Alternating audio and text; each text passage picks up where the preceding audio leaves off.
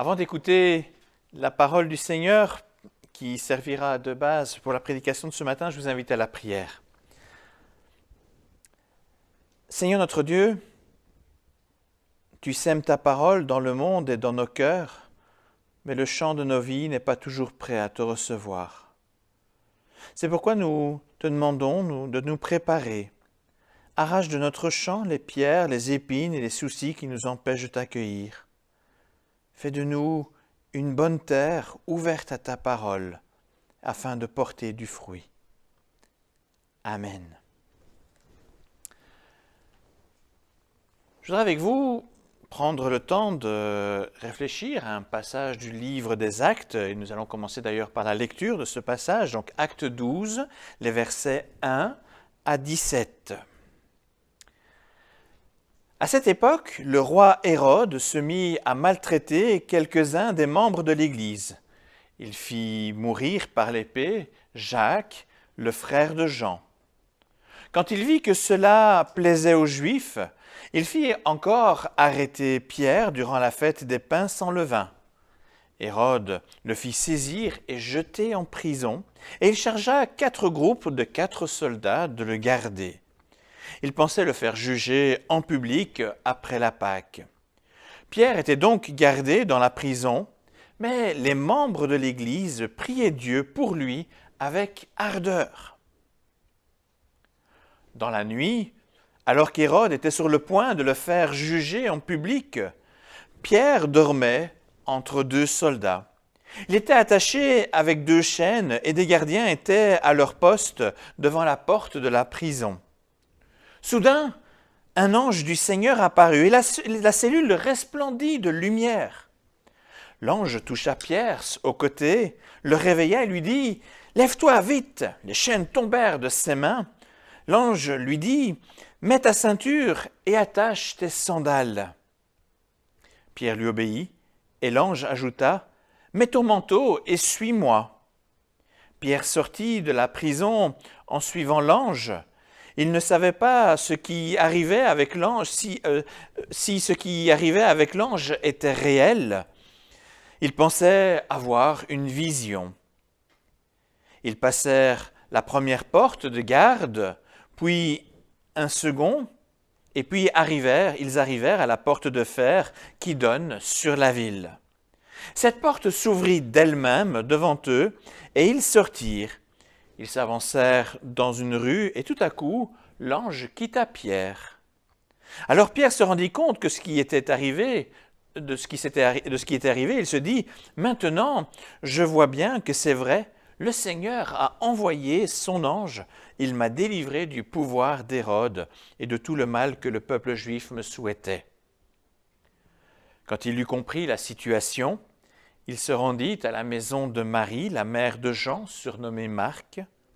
De nombreuses personnes s'y étaient réunies pour prier. Pierre frappa à la porte d'entrée et une servante nommée Rhode s'approcha pour ouvrir. Elle reconnut la voix de Pierre et en fut si joyeuse qu'au lieu d'ouvrir la porte, elle courut à l'intérieur annoncer que Pierre se trouvait dehors. Ils lui dirent « Tu es folle !» Mais elle assurait que c'était bien vrai. Ils dirent alors « C'est son ange !» Cependant, Pierre continuait à frapper. Quand ils ouvrirent enfin la porte, ils furent stupéfaits de le voir. De la main, il leur fit signe de se taire et leur raconta comment le Seigneur l'avait conduit hors de la prison. Il ajouta « Annoncez-le à Jacques et aux autres frères et sœurs », puis il sortit et s'en alla ailleurs.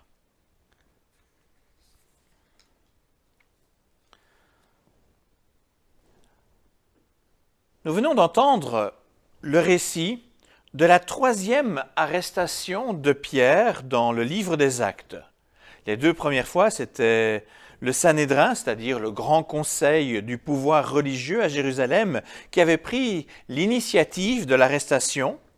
Dans ce 3e cas, c'est le roi Hérode qui donne l'ordre de l'arrestation à des fins politiques ou peut-être un plus personnelles. Hérode n'est pas spécialement pour le judaïsme de l'époque ou contre les chrétiens, non. Il cherche surtout à plaire au peuple probablement pour faire un peu oublier son côté despote peu populaire. Lors de la deuxième arrestation, Pierre avait été libéré de prison par un ange durant la nuit. Si bien qu'en allant le chercher en prison pour le faire comparaître devant le Sanhédrin, ce fut la grande surprise de ne pas le trouver dans le cachot, mais en train de prêcher dans l'enceinte du temple. Et cette deuxième évasion avait vraiment suscité, cette évasion qui est la première, avait suscité vraiment de l'émoi. Il n'est donc pas impossible que pour son troisième emprisonnement, le roi Hérode ordonne des mesures particulières de sécurité pour éviter toute nouvelle tentative d'évasion. Pas moins de 16 soldats sont affectés à la surveillance d'un seul prisonnier. Ils se relaient par groupe de 4 et toutes les 3 heures. 2 d'entre eux sont même enchaînés aux prisonniers, 2 autres montent la garde à la porte. Alors dans les prisons romaines de l'époque, généralement un soldat était enchaîné avec le prisonnier. Qu'il y en ait 2 ici montre qu'il y avait bien des précautions particulières qui sont appliquées à l'égard de Pierre. On veut probablement éviter que ne se reproduise l'évasion comme à la précédente arrestation. Hérode prépare une mise en scène dans le but de plaire au peuple. Il attend le moment propice pour un simulacre de procès public. Le roi avait constaté qu'en tuant Jacques, le frère de Jean, un autre disciple, il avait marqué des points dans sa cote de popularité. Retrouver les bonnes grâces du peuple vaut bien le sacrifice d'un homme a priori insignifiant. Mais c'est sans compter sur le fait que Pierre est enfant de Dieu et que son Père céleste veille particulièrement sur lui. Et c'est pourquoi il envoie son ange pour le libérer de sa prison. On peut se demander pourquoi Luc s'est donné la peine de raconter une nouvelle évasion de prison grâce à l'intervention d'un ange. C'est la deuxième fois que ça se passe ici. Aujourd'hui, quand on raconte une histoire, nous ne sommes pas vraiment limités par le nombre de pages nécessaires pour la narration, mais dans le cas de Luc, il utilise probablement un parchemin, il écrit sur un parchemin dont la taille n'est pas illimitée. Il y a une taille physique qu'on ne sait pas vraiment dépasser. Il ne va donc pas mettre un nouveau récit d'évasion sans une bonne raison dans l'histoire qu'il veut raconter. Les mots sont comptés pour écrire l'histoire de l'Église primitive. En réalité, je vois plusieurs bonnes raisons. Tout d'abord, le récit n'est pas sans rappeler d'autres histoires sur lesquelles je vais m'attarder par la suite. Et dans une deuxième partie, nous regarderons aussi une autre bonne raison assez spécifique au récit que nous avons entendu dans le livre des Actes. La nuit qui précède le procès organisé par Hérode, Pierre est dans sa cellule, flanqué de 2 soldats enchaînés à lui. Il ne peut strictement rien faire. Il dort. Tout à coup apparaît un ange lumineux. Il réveille Pierre en lui donnant un petit coup sur le côté. Pierre sort de sa torpeur, mais il ne sait pas trop s'il rêve ou si c'est la réalité. L'ange se met à parler, et vous allez voir que ce qu'il dit mérite vraiment toute notre attention. « Lève-toi vite, mets ta ceinture, attache tes sandales, et un petit peu plus loin, mets ton manteau. » À ce stade du récit, je souhaite vous lire un verset que l'on trouve dans le livre d'Exode. Et vous allez voir le parallèle.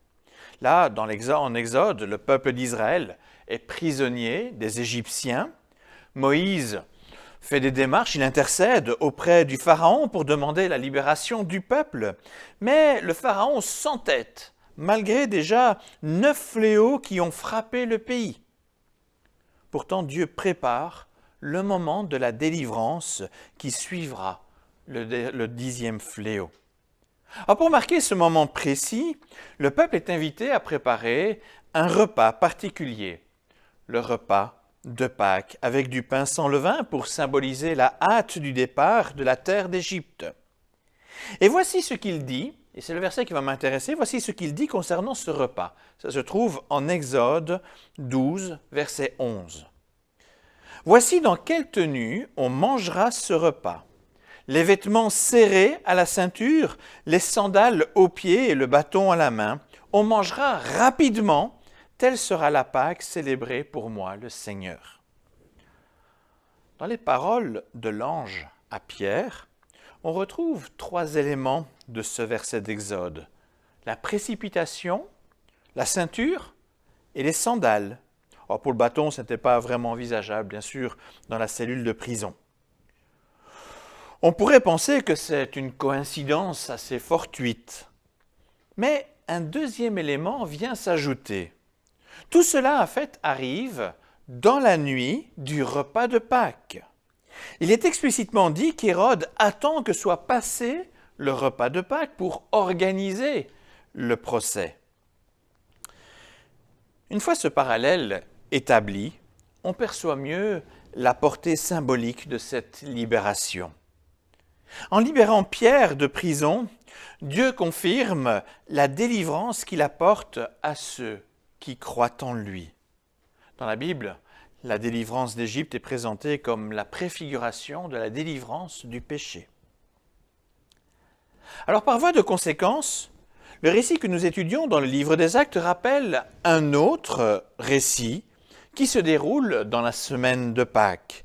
Un récit dans lequel Hérode joue également un rôle, un récit où il est aussi question d'un procès.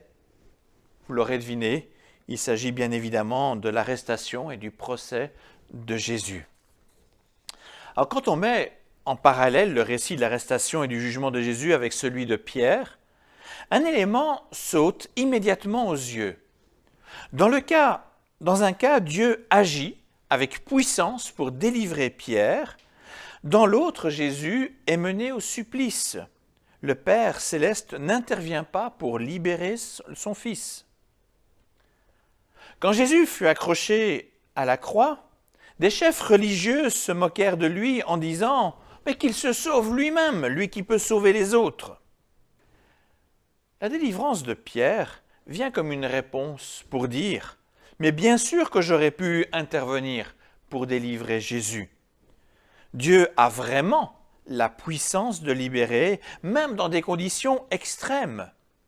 Ce qui est le cas avec Pierre à quelques heures d'une condamnation à mort déjà écrite. Mais pour ce qui est de Jésus, c'est bien volontairement qu'il donne sa vie de sorte à apporter la délivrance à ceux qui croient en lui. Quand Jésus se livre lui-même au pouvoir des autorités et au pouvoir des ténèbres, c'est pour que Pierre et d'autres puissent goûter à la délivrance et avoir la vie sauve. La mort de Jésus à la Pâque juive permet la résurrection à la Pâque chrétienne. Résurrection de Jésus, prémisse de notre propre libération du pouvoir du péché et de la mort. Cet épisode de Pierre manifeste donc que Dieu est bien le Tout-Puissant, qu'il a tout pouvoir même sur les circonstances et sur les autorités humaines. Et dans son amour, Dieu choisit d'agir de manière différente pour le bien de ceux qui l'aiment et lui font confiance. Après cette première partie, autour du sens théologique de l'épisode de la libération de Pierre, je vous propose à présent une seconde partie, plus pratique, focalisée sur l'attitude des membres de l'Église de Jérusalem. Au verset 5, nous lisons « Pierre était gardé dans la maison, mais les membres de l'Église priaient Dieu pour lui avec ardeur. » L'élan de cette jeune Église est admirable pour au moins 3 raisons. Tout d'abord, cette Église prie, ce qui témoigne qu'elle ne perd pas courage. Jacques, frère de Jean, un autre responsable de l'Église, vient d'être assassiné. Pierre est arrêté et depuis plusieurs jours en prison en attendant son exécution. En apparence, tout semble fichu pour Pierre. Et pourtant, l'Église est réunie pour prier. Un peu plus loin dans le texte, on s'aperçoit que malgré les jours qui passent, ils sont réunis jusqu'au milieu de la nuit pour prier ensemble. Cela n'a rien à voir avec nos petites réunions de prière tous les 15 jours. On constate ici une prière fervente, pleine d'espérance et qui ne perd pas courage malgré la situation très critique. Deuxièmement, ce qui frappe aussi, c'est finalement l'affection que l'Église manifeste pour l'un de ses membres en difficulté. Ils sont là, ensemble, à veiller tard, à persévérer dans la prière tant qu'il y a de l'espoir. Ils ne lâchent rien, malgré les jours qui passent. Alors quel bel exemple concret d'amour pour un frère de la communauté. Le troisième aspect qui me frappe est justement leur persévérance. Toute la communauté reste active, impliquée pour mener le combat de la prière.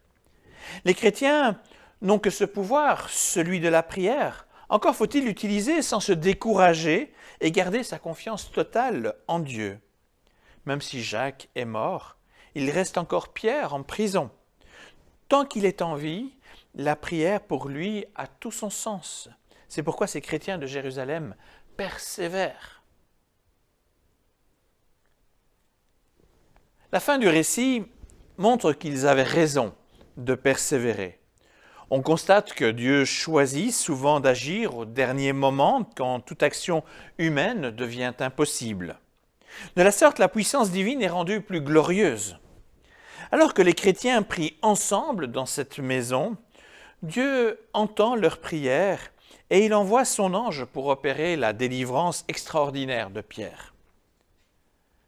Même si l'église de Jérusalem est assez admirable dans son élan de prière, il semble malgré tout évident qu'elle n'ose pas espérer un tel miracle, une telle délivrance. Peut-être prie-t-il afin que Pierre soit fortifié dans sa prison et aussi inspiré par l'Esprit pour rendre témoignage du Christ vivant devant Hérode et ses juges. Peut-être prie-t-il aussi pour la sauvegarde même de l'Église après les arrestations successives. Mais toujours est-il que lorsque Pierre, libéré de prison, arrive devant la maison où est réunie l'Église, personne n'arrive à croire que c'est bien lui.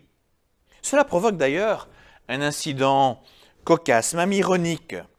Alors que les lourdes portes métalliques de la prison se sont ouvertes pour laisser sortir Pierre, mais le voilà devant une porte close, celle de l'Église. Ce détail révèle que l'Église peut être engagée dans la prière persévérante et avoir beaucoup d'amour fraternel et pourtant manquer de foi dans la puissance de Dieu. En fait, même Pierre a eu du mal à croire que sa libération était vraie. Dans un premier temps, il pensait qu'il avait une vision. Ce n'est que quand l'ange le quitte qu'il comprend vraiment ce qui vient de se passer. Cela doit nous rappeler une parole de Jésus dans l'évangile de Marc, où il dit à ses disciples « Tout ce que vous demandez dans la prière, croyez que vous l'avez reçu, et cela vous sera donné. » Comme on le voit, le manque de foi des chrétiens n'est pas nouveau. Toutefois, nous ne devons pas nous satisfaire d'un statu quo. Il serait dommage que les portes de l'Église restent fermées à l'action puissante de notre Dieu. Finalement, et heureusement, on ouvre la porte à Pierre, il peut entrer et raconter tout ce qu'il vient de vivre dans la prison et pour sa sortie de prison. Son témoignage de l'action surprise de Dieu permet ainsi d'encourager la communauté afin d'ajouter de la foi à sa persévérance. Pierre demande aussi de raconter son histoire aux autres frères et sœurs de Jérusalem et aux responsables de l'Église de Jérusalem, de sorte qu'eux aussi soient encouragés dans leur ministère malgré les conditions difficiles. Pour terminer, je souhaite retenir de cette histoire quelques prolongements pratiques pour nous. Le premier élément concret qui nous concerne est ce rappel que Dieu n'abandonne pas les siens. Déjà en Égypte du temps de Moïse, il avait entendu le cri de son peuple. Et c'est pourquoi il a agi avec puissance pour les libérer des griffes du Pharaon. Et cette attention de Dieu pour ses enfants s'est confirmée tout au long de l'histoire humaine. Même dans notre sommeil, il est là à agir avec puissance en notre faveur. Il n'a pas oublié Pierre qui est en train de dormir dans la prison. Pas plus, il nous oubliera. Notre Seigneur est d'une fidélité absolue. Un deuxième élément que nous rappelle cette histoire est que Dieu a toujours le moyen d'agir. Il choisit parfois des moyens différents de ceux auxquels on s'attend. Ce fut le cas par exemple pour Jésus qui n'a pas été libéré de la croix. Nous ne comprenons pas toujours les raisons qui guident les choix de Dieu. Nous pouvons néanmoins lui faire confiance quant à l'option qu'il choisit. Mais une chose est certaine, aucune situation n'est trop compliquée ou trop difficile pour lui. Nous avons donc toujours une bonne raison d'espérer et de persévérer dans la prière. Dieu répond généralement au-delà de toute attente. Il vient même au secours de notre manque de foi en accomplissant ce que nous n'oserions même pas demander.